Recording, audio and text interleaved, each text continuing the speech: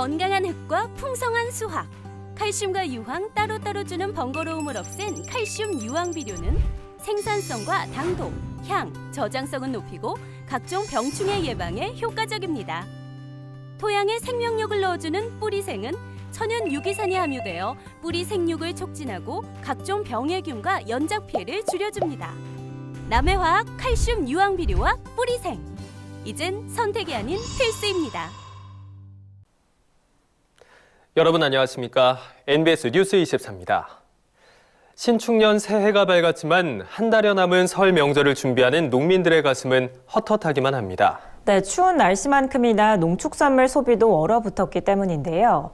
청탁금지법상 농축산물 선물가액 상향 조치가 시급하다는 주장이 농업계 전반에서 나오고 있습니다. 김인경 기자가 보도합니다. 설 선물 세트 예약 판매가 시작된 건 지난해 연말부터입니다. 대형마트 가운데 빠른 곳은 지난 12월 17일부터 판매에 나섰고 주요 백화점도 12월 30일부터 예약 판매를 시작했습니다. 그러나 예약 판매 실적은 아직 미미한 수준입니다. 코로나19로 인한 경기 침체에 소비 심리까지 꽁꽁 얼어붙으면서 소비자들의 지갑이 좀처럼 열리지 않고 있는 겁니다. 이에 농업계에서는 설을 앞두고 농축산물 선물 규제를 하루빨리 완화해야 한다는 주장이 터져나오고 있습니다. 부정청탁 및 금품 등 수수의 금지에 관한 법률, 이른바 청탁금지법상에 농축산 선물가액 10만 원을 20만 원으로 높이는 방향으로 시행령을 개정해야 한다는 겁니다. 농가들에게 설 명절은 그 어느 때보다도 큰 대목입니다. 실제로 사과나 배, 한우, 인삼 등 주요 농축산물은 연간 생산량의 최대 25%가 설에 소비되고 있습니다. 특히나 지난해를 돌아보면 코로나19로 인한 소비 위축과 학교급식 중단, 행사 취소, 냉해, 장마 태풍 등 자연재해로 농가들은 어느 때보다도 힘든 한 해를 보낸 만큼 농촌 현장에선 명절 특수에 의존할 수밖에 없는 상황입니다. 지난해부터 계속되고 있는 코로나 여파로 국내 농축산물 소비가 위축돼 사회적 문제로까지 대두되고 있습니다. 이런 상황에서 농축산물 선물 가액을 상향할 경우 별도의 사회적 비용 없이 농축산물 소비를 촉진할 수 있을 것으로 기대되는 만큼 12월 중순 범농업계는 농축산 선물가액 상향을 촉구하는 건의문을 국무총리실과 국민권익위원회 등에 전달했습니다. 농협, 수협, 산림조합 중앙회는 물론 농민단체 수십 곳도 전방위적인 촉구에 나섰지만 아직까지 총리실과 권익위의 공식 입장은 나오지 않았습니다. 그런 사항은 특별히는 없거든요, 현재. 구체적인 말씀은. 농업계는 선물가액 조정이 시급히 이루어져야 한다고 주장합니다. 지난 추석에는 연휴를 5일 남기고 선물가액 상향 조치가 시행됐는데 이때 유통업계의 추석 농식품 선물 매출액이 전년 대비 최대 10.5% 증가했습니다. 그만큼 이번 설에는 연휴를 최소한 보름에서 한 달 앞두고 시행령이 개정되면 농가와 유통업계, 소상공인 모두에게 효과가 극대화될 수 있다는 설명입니다. 준비 기간이 짧아서 우리가 요구하기를 최소한 준비 기간을 좀 해서 한 달 전이나 보름 전에는 2주 정도 좀 진행해 줬으면 좋겠다. 좀처럼 나아지지 않는 코로나19 상황에 이번 설에도 가족이나 지인 간 왕래는 극도로 제한될 것으로 보입니다. 비대면으로 선물을 보내는 수요가 늘어날 전망인 만큼 정부 차원의 선제적인 조치가 시급해 보입니다. NBS 뉴스 김인경입니다. 농촌 지역의 대중교통 서비스망은 악화일로를 걷고 있습니다. 적은 인구에서 비롯된 수요 감소로 일반적인 대중교통 운영이 어렵기 때문인데요. 정부는 농촌형 교통모델 사업을 추진하고 있지만 농촌 지역의 교통 서비스를 개선하기에는 역부족인 상황입니다. 농촌 지역의 교통 서비스 실태를 강창호 기자가 짚어봤습니다. 농촌 지역 대다수가 최소한의 대중교통 서비스 수준을 누리지 못하는 것으로 나타났습니다. 국토교통부의 2019년 대중교통 현황 조사에 따르면 농어촌 지역 중 최소한의 대중교통 서비스를 누리지 못하는 교통 소외 지역이 전체의 70.5%에 달하는 것으로 나타났습니다. 국토부는 공간적 기준과 시간적 기준 두 가지 기준을 사용해 교통 취약 지역과 사각 지역 등 교통 소외 지역을 선정하고 있습니다. 우선 농어촌 지역의 경우 버스 정류장과 800m 이상 떨어진 곳에 사는 주민이 80% 이상인 경우 공간적 취약 지역으로 분류됩니다. 또 버스 배차 간격이 1일 2회 이하인 지역은 시간적 취약 지역으로 분류됩니다. 농어촌 지역 중 공간적 취약 지역인 곳은 전체의 42.7%이며 시간적 취약 지역인 곳도 전체의 54.6%인 것으로 조사됐습니다. 이에 국회 입법조사처는 최근 농어촌 등 교통 소외 지역의 교통 서비스 강화 방안 보고서를 통해 교통 소외 지역에 대한 종합적인 지원이 필요하다고 지적했습니다. 현재 정부가 추진하고 있는 농촌형 교통 모델 도입만으로는 문제를 해결하기에 역부족이라는 이유에서입니다. 농촌형 교통 모델 사업은 2020년 6월 기준 전국 82개 모든 군에서 시행되고 있는 것으로 나타났습니다. 이 사업에 투입되는 예산은 2020년 기준 256억 8천만 원입니다. 하지만 사업 현장에서는 예산 부족을 호소하고 있습니다. 사업 예산이 여러 지역에 나눠서 배분되다 보니 현장에서 체감하는 보조금 수준은 턱없이 낮은 겁니다. 실제로 전남 화순군의 경우 2020년 농촌형 교통모델 사업 예산 중 정부 보조금은 전체의 10%에 불과한 것으로 나타났습니다. 입법조사처는 교통 소외 지역 교통 문제 해결을 위해선 보다 근본적인 해법을 찾아야 한다고 지적했습니다. 현재 교통 소외 지역에 대한 법적 근거가 없기 때문에 교통 소외 지역을 정의하고 해당 지역의 정책 목표를 구체화할 필요가 있다는 겁니다. 교통 소외 지역의 근본적인 문제 해결을 위해 지역 여건을 바탕으로 한 장단기 계획 수립도 필요하다고 지적했습니다. 현행 교통 관련 계획은 모두 도시 지역의 큰 교통 수요에 대응하기 위한 계획이기에 농어촌 중심의 교통 소외 지역은 포함되지 않기 때문입니다. 또 많은 교통 소외 지역들이 재정 부족에 시달리는 점을 감안해 재정 소요 파악과 재원 조달 방안이 논의되어야 한다고 주장했습니다. 농어촌이나 교통소외 지역을 교통 서비스를 개선하기 위해서는 그냥 특정 법에 한두 개 법에 한두 조항을 고쳐서 될 문제는 아닌 것 같고요. 그래서 그런 지역들을 이제 지정할 수 있고 지정된 지역에 여러 가지 교통 정책을 종합해서 좀 시행할 수 있는 별도의 법이 좀 필요하지 않나라는. 날이 갈수록 악화되는 농어촌 교통 소외 문제, 근본적인 해결책 마련을 위한 고민이 필요한 시점입니다. MBS 뉴스 강창호입니다. 새해부터 농민들의 노후 생활 안정과 취약농가의 영농 활동에 대한 지원이 확대됩니다. 국민연금 보험료 지원액이 2년 만에, 영농 인력 지원액이 3년 만에 인상되는 건데요. 정부는 이번 조치가 코로나19로 어려운 농민들의 경제적 부담을 덜어줄 것으로 기대하고 있습니다. 손현진 기자가 보도합니다. 새해부터 농업인 국민연금 보험료의 월 최대 지원액과 영농인력 지원액이 모두 높아집니다. 4일 농림축산식품부에 따르면 앞으로 농민이 부담하는 연금보험료의 절반에 해당하는 금액 안에서 월 최고 지원액이 4만 5천 원으로 높아집니다. 이는 기존보다 1,350원 증액된 것으로 2019년 이후 2년 만의 인상입니다. 지원 대상은 만 18세 이상 60세 미만의 국민연금 지역 가입자와 60세 이상의 지역 임의 계속 가입자로 종합소득이 6천만 원을 넘거나 재산세 과세 표준액이 10억 원을 넘는 사람은 지원에서 제외됩니다. 농식품부는 이번 조치로 전국의 농업인 24만 8천여 명이 더 많은 지원금을 받게 됐다고 설명했습니다. 취약농가에 대한 영농인력 지원도 확대됩니다. 영농 작업을 대행해주는 영농도우미 인건비는 정부가 70%를 지원하고 농가가 나머지 30%를 자부담하는 방식입니다. 기존 7만 원이었던 영농도우미 하루 인건비가 올해부터 8만 원으로 책정돼 인건비 지원액도 하루 4만 9천 원에서 5만 6천 원으로 7천 원 높아지게 됐습니다. 정부는 2018년부터 3년 동안 7만 원으로 유지해온 지원 단가를 농촌의 인력 수급과 임금 수준 등을 고려해 인상했다고 설명했습니다. 영농 도우미는 경작농지 5헥타르 미만의 농민이 사고나 질병으로 2주 이상 진단받거나 3일 이상 입원한 경우, 중증 질환 진단을 받아 통원 치료를 받은 경우 등에 대해 연간 최대 10일 지원됩니다. 지난해부터는 코로나19 등 법정 감염병 확진자 또는 접촉자로 격리 중인 경우에도 영농 인력이 연간 최대 14일 지원됩니다. 예산이 증액되면서 기존에 7만 원 지원 단가였는데 이게 8만 원으로 인상됐다는 거고, 원래 저희가 대상자에는 코로나 이런 얘기가 없었었는데 그 부분들 더 대상자로 포함을 시켰던 거고. 네. 정부는 지역농협을 통해 연간 16,000여 명의 영농 도우미를 취약농가에 지원하고 있습니다. 앞으로도 농민들의 안정적인 노후 생활과 영농 활동을 위해 연금 보험료와 영농 인력 지원 규모를 단계적으로 늘려간다는 계획입니다. MBS 뉴스 손현진입니다. 지난해 이상기후로 인한 자연재해에 많은 주택과 시설이 속수무책으로 피해를 입었습니다. 이러한 상황에 재난 극복에 디딤돌 역할을 한 것이 바로 풍수해 보험인데요. 정부가 올해부터 풍수해 보험 가입자들의 보험료를 70% 이상 지원해 가입자의 자부담률을 낮추기로 했습니다. 권수환 기자입니다. 각종 자연재해로부터 재산을 보호할 수 있는 수단인 풍수해 보험. 정부가 올해부터 풍수해 보험료에 대한 지원율을 최소 70% 이상으로 늘립니다. 지난해까지 정부가 보험료의 절반 정도만 지원했는데 올해부터 지원폭을 늘리기로 한 겁니다. 먼저 주택과 온실의 경우 지난해까지 52.5%였던 정부 지원율이 올해부터 최소 70%로 대폭 상향됩니다.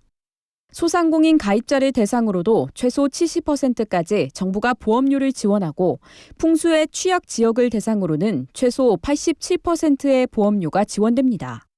이외에도 최대 92%까지 해당 지자체의 재정 여건에 따라 추가로 보험료를 지원받을 수 있습니다. 70%, 87%까지는 이제 기본으로 정부에서 지원을 하는 거고요. 92%까지는 여건이 되는 지자체에서는 추가로 더 지원을 해주는 겁니다. 정부의 적극적인 보험료 지원 확대에 따라 가입자의 보험료 부담은 크게 줄어들 것으로 보입니다. 실제로 24평 주택 기준 풍수해 보험료는 올해부터 연간 16,000원으로 낮아졌습니다. 소상공인 가입자 역시 올해부터 연간 보험료가 62,200원으로 지난해 대비 25% 떨어져 보험료 부담을 덜었습니다. 낮아진 보험료에 비해 보험금 규모는 든든합니다. 24평 단독주택 기준 풍수해 피해를 입을 경우 받을 수 있는 보험금은 소파 1,800만 원, 반파 3,600만 원, 전파 7,200만 원입니다. 한편 정부는 풍수해 보험 집중 가입 대상을 선정해 지원할 예정입니다. 최근 5년간 풍수해로 재난지원금을 받은 주민이나 재해 예방사업 실시 지역의 주민 등이 대상입니다. 이외에 침수 흔적도 범위 내에 포함된 주택 또한 재해 취약지역 대상으로 선정됩니다. 재해 취약지역 안의 주택은 최대 지원율이 적용돼 최소 87%의 보험료를 정부에서 지원합니다. 금액으로 따지면 연간 7,000원 정도만 가입자가 내면 됩니다. 풍수해 보험에 가입하려면 읍면 동사무소에 전화 또는 방문하거나 NH농협손해보험 등 5개 보험사로 문의하면 됩니다. MBS 뉴스 권소환입니다. 조류 인플루엔자 AI의 전국 확산에 이어 설상가상으로 아프리카 돼지열병도 남하하고 있어 방역 당국이 골머리를 앓고 있습니다. 특히 이번 ASF 폐사체가 발견된 강원도 영월은 지금까지 발견된 지점 중 최남단이라는 점에서 확산 우려가 커지고 있습니다. 보도에 김하은 기자입니다. 최근 강원 영월군에서 잇따라 ASF 감염 폐사체가 발견돼 방역 당국이 바짝 긴장하고 있습니다. 영월군에서 아프리카 돼지열병이 발생한 것은 이번이 처음입니다. 강원 영월군 발생 사례 7건이 추가됨에 따라 현재까지 누적 발생 건수는 경기 448건, 강원 469건으로 총 917건이 됐습니다. ASF 바이러스 확산 위험이 고조되는 가운데 방역당국은 이번 확산의 원인이 야생 멧돼지 간 직접 전파라기보다 사람, 차량 등 매개체에 의한 감염이라는 것에 무게를 두고 있습니다. 영월은 기존 ASF에 감염된 멧돼지가 발견되던 강원 춘천 인제 지역에서 남쪽으로 80에서 90km가량 떨어진 곳이기 때문입니다. 그 발생 지점 인근 지역을 중심으로 남하를 했는데 이번 건은 너무 멀리 떨어져서 이게 좀 인위적 요인이 있는 게 아닌가라고 여러 가지 가능성을 가지고 검토를 하고 있어요. 사람의 요인에 대해서도 폭넓게 검토를 하고 있고 그리고 그 사이에 대해서도 계속 수색을 추진하고 있어요. 이에 따라 환경부는 ASF 감염 범위 확인과 폐사체 수색을 위해 강원도에서 운영해오던 광역 수렵장 운영을 잠정 중단하기로 했습니다. 또 주변 지역으로의 확산을 막기 위해 즉각 차단 방역에 나섰습니다. 방역당국은 발생 지점 주변으로 신속하게 울타리를 설치하고 10km 방역대 내 양돈농장 5곳에 대해 이동 제한과 정밀 검사를 실시하고 있습니다. 아울러 영월군과 인접한 12개 시군에는 지난달 31일 오후 6시부터 ASF 위험주의보를 발령했습니다. 한편 ASF 확산에 더해 AI도 좀처럼 끝이 보이지 않고 있습니다. 광범위한 지역에서 짧은 시간에 연달아 발생하며 빠르게 확산되고 있습니다. 농림축산식품부는 지난 2일 전남 무안군 소재 산란계 농장에서 고병원성 AI가 확진됐다고 밝혔습니다. 이로써 전국 발생 농장은 모두 42곳으로 늘어났습니다. 한편 이성희 농협중앙회장은 지난 3일 경기 평택시 소재 AI 거점 소독 시설을 찾아 AI 방역 현황과 현장 운영 실태를 점검하고 관계자들을 격려했습니다. 현장을 찾은 이성희 회장은 강추위가 계속돼 고병원성 AI 발생 위험이 높아진 만큼 축산 현장에서는 외부인 출입 제한과 장화 갈아 신기 등 기본 방역 수칙을 그 어느 때보다 철저히 준수해달라고 당부했습니다. MBS 뉴스 김하은입니다. 한 해 상품화되지 못하는 국내 농산물이 500만 톤에 이른다고 합니다. 바로 못생겨서 품위가 떨어진다는 이유 때문인데요. 하지만 이렇게 상품화되지 못하는 지역의 대표 농산물을 잘 활용하면 오히려 부가가치를 높일 수도 있습니다. 경북 성주 참외로 고부가가치를 올리고 있는 농민을 남수지 기자가 만나봤습니다. 한겨울에도 참외가 풍년인 곳이 있습니다. 이곳에선 1년 내내 참외 맛을 볼 수 있다는데요. 우리 성주 참외가 들어가서 쫀득쫀득하게 맛있습니다. 맛있어요. 살살 녹아요. 드셔보세요. 성주의 특산물인 참외가 한과로 거듭났습니다. 참외가 한과로 재탄생되는데 1등 공신은 참외조청. 설탕 대신 참외로 단맛을 내는데요. 제철일 때 참외를 수매해 생으로 착즙을 해서 농축시켜 얼려놓기 때문에 언제든 참외를 활용해 조청을 만들 수 있습니다. 성주에서는 나는 그 참외는 토질이 좋아서 그런지 맛이 어느 지역의 참외와 비교할 수 없을 만큼 참외의 맛이 좋습니다. 일반 조청보다는 참외의 그런 뒷맛으로 맛이 훨씬 일반 조청보다는 낫고 건강에도 좋고 이렇게 동시에 맛과 건강을 잡았습니다. 대량 생산의 경쟁력을 갖추기 위해 자동화 시설로 바꿨지만 한과의 기본이 되는 떡만큼은 직접 손으로 반죽을 하고 밀어서 전통 방식을 고집하는데요.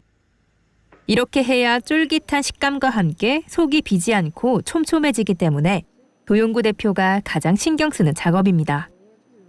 여기에 참외 조청을 발라 튀밥 가루를 묻혀주면 상주 참외를 능가하는 또 하나의 특산물, 참외 한과가 완성됩니다. 평범한 농부였던 도용구 대표가 농산물 가공에 발을 들인 건 배움에 대한 열정의 결과였는데요. 지역 농업기술센터 문턱이 닳을 정도로 드나들며 수료한 과목만 수십여 개. 특히 그중에서도 향토 요리에 대한 관심이 남달랐습니다. 성주는 전국에 70% 이상 참외를 생산하고 있습니다. 그 중에서 참외가 제값을 받을 수 없는 못난이 참외나 비품 참외들이 버려지는 참외도 있습니다. 제가 성주 농업기술센터에 오랫동안 다니면서 버려지는 참외들을 보고 그 참외를 가지고 뭔가 가공을 해서 부가가치를 높일 수 있는 게 뭘까? 이렇게 해서 성주군에서는 처음으로 참외를 활용해 가공하는 데 성공을 한 건데요. 도용구 대표의 아이디어와 손맛이 더해져 탄생한 참외 한과. 식품을 생산하는 만큼 철저한 위생을 강조하면서 먹거리에 대한 관심이 높아진 소비자의 니즈와 맞물려 연간 4억 5천여만 원의 매출을 기록 중입니다. 명절에 집중되는 한과 판매의 한계를 극복하고자 해외 판로에도 적극적으로 나선 결과 미국 LA와 뉴욕, 독일과 프랑스에도 수출길을 열었습니다. 이런 활발한 활동과 열정을 인정받아 2018년엔 농식품부가 선발하는 식품 가공 분야 신지식 농업인으로 선정됐습니다. 도용구 대표는 한과 외에도 지역 특산물인 참외를 활용한 다양한 가공식품 개발을 준비 중인데요. 참외에 대해 끊임없이 연구를 하는 이유는 6차 산업의 높은 부가가치 때문입니다. 6차 산업은 농민들에게 1차 산업으로 큰 돈이 안 되어도 2차 가공을 해서 3차 이제 유통이나 판매를 하고 교육장이나 체험으로 이렇게 하면 농촌에도 좀 더 부가가치를 높여서 살기 좋은 농촌이 될 수 있다는 것을 저는 절실히 느끼고 있습니다. 그래서 저는 가공도 하고 유통도 하지만 이제 교육장이나 체험장으로 인해서 여러 도시의 소비자들이 많이 좀 우리 가공장에 왔으면 좋겠다는 목표를 가지고 있습니다. 도용구 대표의 손끝에서 새롭게 태어날 못난이 참여의 또 다른 변신이 기대되는 이유입니다. MBS 뉴스 남수지입니다. 다음은 간추리 뉴스입니다. 국립종자원이 겨울철 유휴농지 활용 재고와 조사료 수급 안정을 위해 올봄 파종용 보리와 호밀 정부 보급종 종자를 신청받습니다. 이번에 신청받는 보리 보급종 종자는 새 품종 100톤으로 흰찰 쌀보리 60톤, 누리찰 쌀보리 20톤, 새쌀보리 20톤이며 호밀 보급종 종자는 고구 호밀 한 품종 109톤입니다. 올봄 보리와 호밀을 파종하고자 하는 농가는 오늘 29일까지 시군 농업기술센터 또는 읍면동 주민센터에서 신청 가능하며 신청된 종자는 오늘 25일부터 다음 달 9일까지 지역 농협을 통해 농가에 공급될 예정입니다. 전북도가 청정한 자연을 기반으로 일시군 1특화나무를 육성하는 심심산골 나물 산업을 본격 추진합니다. 전북도는 100세 시대 도래와 나물에 대한 건강식으로 수요가 증가할 것으로 보고 특화된 나물 산업 육성을 위해 계획을 수립했습니다. 이번 사업에는 3년간 20억 원이 순차적으로 지원되며 지원 품목은 시군 자율이나 각 지역 자원과 특성, 농가 수요 등을 고려하고 시장성과 발전 가능성을 검토해 선정됩니다. NH농협은행이 새해 농협 출범 60주년을 맞아 이달 4일부터 다음 달 26일까지 신년맞이 대고객 이벤트를 실시합니다. 먼저 새해 모두 부자 되세요 이벤트는 예적금 상품에 가입한 개인 고객이 대상이며 하나로 모아 이벤트는 NH 오픈뱅킹에서 타행